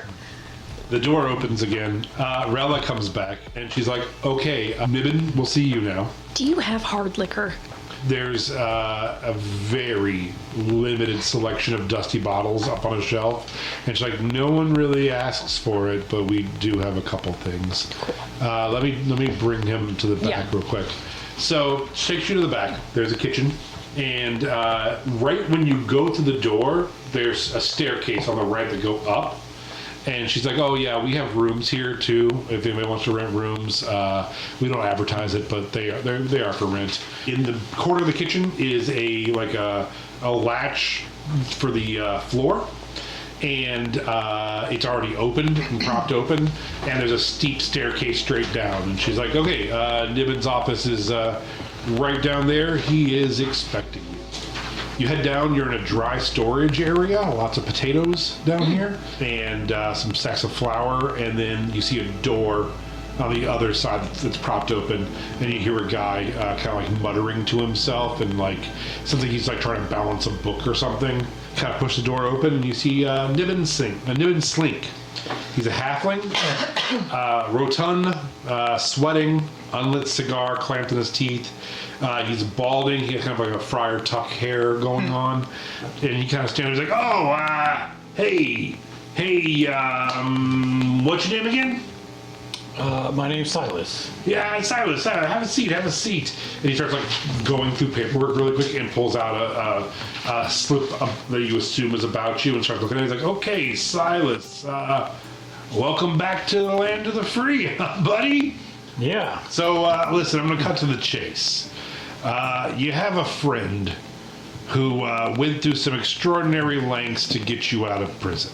It seems like some real weird shit that went down where one of the parole board mysteriously and conspicuously left, and then somebody else came in and... Yeah, I know. Fucked over. So, listen, you're out. That's the good news. Your friend wanted you out. Here you're out. Freedom ain't free. I said, I'm not going to suck your dick. He sits back down. Well, no. He's like, no. I don't know what's going on. I'm not doing any sex stuff. No, of course not. Of course, I wouldn't ask you to. But freedom's not. I mean, I might ask you to, but not to me. But if it comes up, maybe we'll talk about it. But it's not. It's not a normal thing for us. All right. I'm not in the business of that. Who's this guy buying people? I don't know, but I can find out for you. It came through some back channels. I got your name and some money. They told me to do it. I can definitely help you with that if it's something you need. But let's talk about you in the short term here. You got any money on you? You doing okay? Or I have a little bit of money. he opens the drawer and pulls out a coin purse and sits it down. Starts like going through it. It looks like it's like 50 to 100 gold. And he's like, here you go. And he picks up the gold part. You're like, for a second, you're like, what the fuck? And then shakes out 3 gold. And he's like, here's a little walking around money for you. 3 gold. And he writes it down on the same slip of paper. He's like, that's going to be at 10% interest per week. So, but I believe in you, you know? Pay me back when you can. You can do installments, whatever you need. It's just 10% on the principal every week. So right now you owe me 3 gold, 3 silver. Here's your 3 gold. Also, you can stay here if you want. It's a silver a night. I can put you up upstairs. How about you just keep your gold and then, like, give me a job and I can work for you? It's clear you need some help behind the bar. I've already sold my first drink here. Well, Like, I'll tell you what. I mean, it's clear I owe you a favor here. And if you have rooms to rent, I'll be doing that. Okay, so we'll put you up in a room. let me talk to some of my associates. Let me think about it. In the meantime, I'm going to see if I can figure out who got you out, right? We're going to try to figure that out for you. I'm your friend. I'm going to help you out with that. Tomorrow night, come back and see me. Let me do a little digging, find you some work. Okay. We got to get you to work, because you're right. You do owe me. All right. I'm gonna go tie one on. Yeah, absolutely. It's not on me, though. You got to pay. No tabs either. It's cool. I can just go back upstairs. Yeah. And, like exchange blood oaths. No, enjoy yourself. Come back tomorrow and see me. Tomorrow night, all right? You too. While he is away and you've had your drink, the hill dwarf is like, "Hello, I'm Tala. It's nice to meet you." Nice to meet you. So Tala's like, "I couldn't help but overhear that you guys that you're looking for some work. That part's true. Have a seat." And she like drags their chairs over and like pushes the two tables in the middle together, and she orders another round of regular beers. You were here for an audition. You are here because you're a cop? No. He's not a cop. Oh, okay. My mistake. We are guttermen. Okay. Are you supposed to be taking out the trash? Yeah. Well, have you not heard about the strike? There's a strike going on. Not us, but the actual trash. So the guttermen, we have the routes, and we own the rights to do it, and then we hire down lower for people to actually do it. They are not doing it. It's not been great, but we're letting them work it out. They have a union. They're striking. We are respecting that, and we're hoping to get it fixed too. But you're about to try to hire scabs. Oh no, this has nothing to do with trash. Oh, okay. Yeah. Well, I mean, I guess it kind of does. Rats are kind of overrunning the city right now. Yeah. If you guys would be interested in trying to find out the source of where these rats keep coming from, we can make it worth your while. What's that mean? And as they're talking, you come out of the door and see everyone in the bar sitting at one table. They're like, you too, if you want. Come have a drink on us. Sold. Tala's like, so I understand these two are interested in a little bit of work. Would you be interested in a little bit of work? Totally above board, just helping us out with a problem? How much does this pay? Is this for? So let's say this. Is this for Nibbins? Like. Oh yeah. Yeah, no, this is all Trash Guild stuff. Basically, you'd be helping Nibbins out a lot. We're having a rat problem in this area, and we will give you each, and she kind of looks over at Snaps, we'll give you each 1 silver if you can find the cause of what's going on with the rats, why they keep coming around here. And 2, we'll give you 1 gold piece each, and his eyes kind of get wide. It's like, if you can just fix the problem and there's no more rats. If you can just find the source of the rats, like where they're... Because, yes, there's trash. Rats will get in trash. But there's been a ton of rats lately. And we don't know where they're coming from or why. In the city as a whole, or just like... No, just in our area, like our street, yeah. And he's like, well, I've actually seen a couple extra ones kind of up and down River Walk as well. And it's like, that is true. Not necessarily our problem, but I have seen some there too. So just in that kind of concentrated area. Kind of sounds like maybe you guys are being targeted by another group. I mean, it's a possibility. We've been trying to kind of go around and think about it too, but it just, the 2 groups that don't like us are Dim Goblin Boys, and they're fucking idiots. I had a run-in with them earlier. They're mostly pickpockets and muggers. They don't seem the kind of people who are going to be like, let's start a rat infestation to drive someone crazy. Doesn't seem like them. And then there's also the Southside Brownie Boys. They don't come this far north. I don't know why they would have rats. They do control the sewers, so maybe, but we tend to leave each other alone. We did hear the barmaid talking about rats in the basement. You want to start there? Okay. You can start in the alley. Sorry, rats in the basement is just like Sounds like the most pivotal like intro quest in an RPG. yeah, you just met in a pub, Yeah. and there's rats in the basement. Yeah, it's Come like on. the most. It took me a long walk to get there, but we're there. We're at rats in a pub, rats in the basement of the pub you met in. I have done too many like let's do specialty things. We're going back to our roots. So, do you guys want to do that? Yeah. Yeah. Really? Why I not? mean, can we do it tomorrow? Yeah, I got things to do. Time is of the essence, but yeah, if you want to do it starting tomorrow morning, I'd like this wrapped up by tomorrow night if we could. Tomorrow night. All right, good. Because I Just walk 17 miles. would really like to party, have a good time. I like him. You like a drink? Fuck yeah. All right, I'm gonna buy her a drink. I'll buy you a drink. All right. All right, and are we doing the copper drinks? Yeah. I would really like a vodka cran. I don't like beer. And she's like, okay, that's going to be 3 coppers. Fine. I got it. All right. I can buy my own. No. I'll also do what she's having. Okay, so 7 coppers total then. Okay. 3, and 1. During your round, a small, maybe like 5'4" human girl comes in with long black hair almost to her waist, very pale. Her hair's kind of in her face. She's wearing a black dress that's also very plain cut, and she just goes and like nods at the doorman who nods at her, and just walks in and goes and gets up on stage and just stands there for a little bit and just stares at everyone and sees, like, looks at the room, and then Let us have it. goes over into the corner and presses the wall, and it pops open, and there's house instruments back there. Oh my god. And she gets out a harp and sits down and just starts playing a haunting melody and staring at all of you.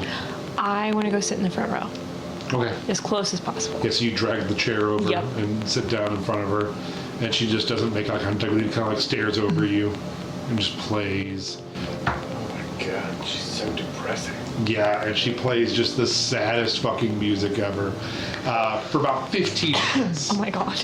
And it ends. It did cut. And everyone, people clap or don't, or I clap. I need everyone go ahead and make me a wisdom saving throw. DC 12. 6. 19. 5. Okay, so the two of you feel this wave of depression come over you, and you're like, this was the saddest, soul gut-wrenching shit I've ever seen. I'm gonna start big crying. Yeah. Like big ugly girl crying. I've had a bad day. I've had a bad day. Rasker gets up. Okay, so that's the start of our open mic night. What a way to open. I hope you guys liked that. That's Pharrella, everyone. Pharrella. Okay, so up next. During that performance, I wanted to check with the bartender on something, Yeah, sure. because I also had a little card about seeing. Oh, yeah. Sure. Yeah, let's head on down. So she takes you back through there and downstairs and knocks on the door. And he's like, yeah, what is it? And she's like, you have another visitor. He's like, oh, come on in. And he's like, yeah, there he is, our man. Put everything together. I hope he's everything you wanted him to be, huh? I mean, he's something, that's for sure. Definitely a quirky one. Obviously, we put a lot of money into this, a lot of time. I'm gonna need some stuff back from you. I don't have specifics yet, but I'm working on something. Can you come back tomorrow night? Sure. And we'll talk it through. Sure. All right, officer. It's super exciting having you on the team. You don't need to call me officer. Oh, okay. All right. They already seem. Don't arrest me. They seem weirded out enough upstairs. Yeah, we don't get your kind around here a lot, but maybe you're our kind. We'll find out, huh? As I'm like leaving, because this is in the basement, right? Yeah. Do I see anything at all that could like Roll allude an to rats? investigation check. Unnatural 20. You see a hole in the wall they could have pushed through for sure. And with all this dry goods around, yeah, they'd want to eat this stuff for sure. You notice in one of the crates, there is an empty bag. The bag is dyed a light blue color. And it looks like it was eaten away by the rats. You look at it and you can't tell what was in the bag, though. And you said there's a hole in the wall when they're Yeah. clearly coming through? Roll me an investigation check. 19. Yeah, you look in and you look both ways, and you do see a fairly large-looking rat way back in the wall, kind of backed up looking at you when you look back at it. Is there, in any of the food things down here, any like cheese or something that I could like easily like quickly grab? This is a dry storage room. It's almost all potatoes, grains, and flour. I'm gonna take a potato and I'm gonna hold it in my hand and just kind of like see if, because I've got time to kill. I can hear the performance upstairs. I'm just gonna see if it'll come try to grab it out of my hand. Make an animal handling check. A natural 20. Amazing. So yeah, you get down and you start going, yeah, boy. And you like nibble a little potato yourself and then like baby bird it out onto the ground and eventually it does come up and wants to like eat out of your hand. Okay, while it's doing that, I'm just gonna kind of scoop it up. Do you want to try to grapple the rat? Yeah, the goal is definitely just to like take it out of the hole and show it to whatever Niblin, whatever his name is. All right, Nibbins. roll a strength check. Nibbin slink. 18. It rolled a 16, so you managed to. It puts up a fight. It's stronger than you thought it was going to be, but you managed to get this thing. And so you're taking it in and show him. Mm-hmm. It's like, oh, look at that! We got a rat catcher on our hands here. You know, let Tala and Snaps know about that. That's good for you. Good for you. Did you want me to? Do you have anywhere to put it? In the river, or beat it with a hammer? I don't know. Step on it. I'm just gonna bring it up and put it in Tala's lap and just say, "Found a rat for you." She, with a swiftness, grabs it and just snaps its neck. Oh. And she's like, "Okay, you guys are good rat catchers. Very cool. Very cool. Just trying to find out where they're coming from, man." We'll do. Did you tell Nibbins about it? Yeah. What did he say? Called me a rat catcher. Told me to talk to you. Oh, he told you to talk to me about it. And you see, like, Snaps and be like, all right, great, cool. What was that Let's get that caught. Let's get this rat's caught and Insight get you your money. Okay, go ahead and roll insight check. Flat 10. 19. Jesus Christ. Yeah, Okay. so hard to tell. Maybe they didn't. Maybe it seems that they're just a little bit worried about their balls or something. Gotcha. Can I like check my drink and buy another one? Yeah. Okay, I'm gonna do that. So another three copper. Okay. I'm also gonna get him a vodka cran. While you're talking, another human comes in. He is dressed all in black as well, and he has a like devil lock straight down his face, and his eyes are blacked out. And he like goes over and signs the paper for the open mic night and sits down as well, and just like rocking back and forth. Who is next in line on the sign-in sheet? Whichever one. I'm going first. I'm not going to let that guy get up. All right. After that girl just left. All right, you going first? I have no talent whatsoever, but I can move faster than him. Okay. So you hop up on stage. You have 15 minutes. I'm going to take out, let's say, like a drum or something, and I'm going to, like... Out of the wall. Out of the wall, yeah. You're gonna do like bongo slam. Oh, yeah. poetry? This is definitely like a drum circle type of situation where I'm just going to line up all the drums and...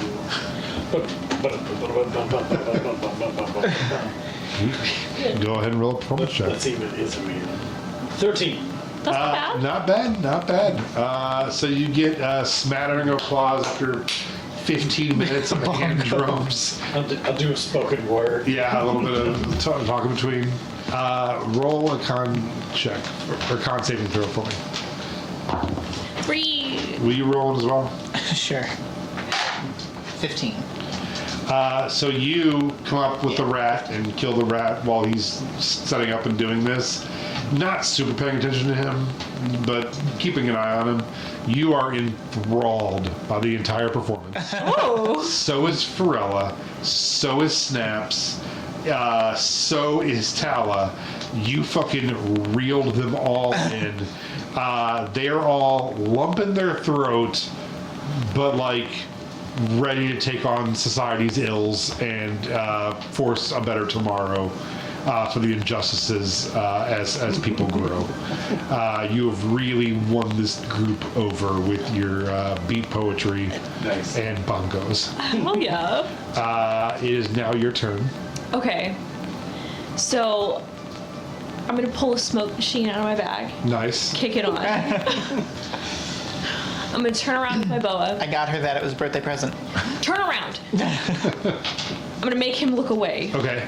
And like Velma Kelly in Chicago, I'm gonna turn around and start singing like all that jazz. Okay. And just like build it up a little bit more and, you know, finish it with and all that jazz. Okay. Go ahead and roll a performance. That's the second 2 I've rolled in a row. Oh no. That's a 7. Okay. It's a little weird a cappella, and maybe not the right room for it. Yeah. Can I get con saves from you two? He's gonna get my spot. 15. 13. Yeah, everyone's polite and Yeah. claps. I'm gonna fake it. Yeah, a lot. It's you can tell they're overly enthusiastic, trying to be nice, but maybe it didn't hit the way you were hoping it would hit. Yeah, I'm going straight to the bathroom. Okay. Rasker's like, our last person, Varg. And Varg the Doom Bard gets up Doom Bard. and gets out a very long piece of wood with 3 strings on it, and just draws it.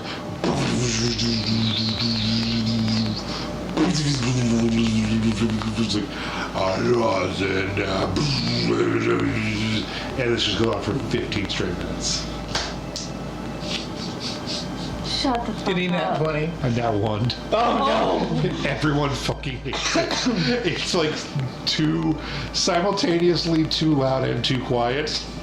You're like, God, I wish he would either turn it up or turn it down. I can't hear him. That's annoying the fuck out of me. So at the end of his performance, Rasker gets back up on stage. He's like, hey, so for the first time in a couple weeks, we have a new winner. So drinks will be free, and also 3 gold goes to Silas Silkwin Fucking bongo man. for his inspiring spoken word bongo performance on life. There's smattering applause, and you get free drinks tonight, and they give you 3 gold.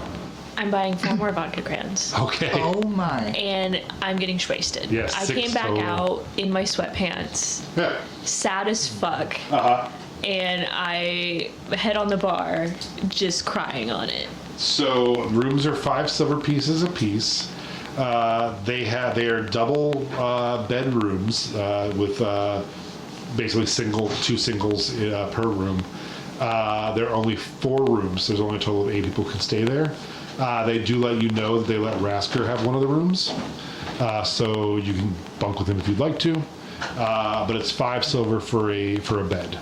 Do people want to stay there for the night, or you? I am. Okay. So 5 silver. Are you staying? We could head back to Mom's. I don't want to go to mom.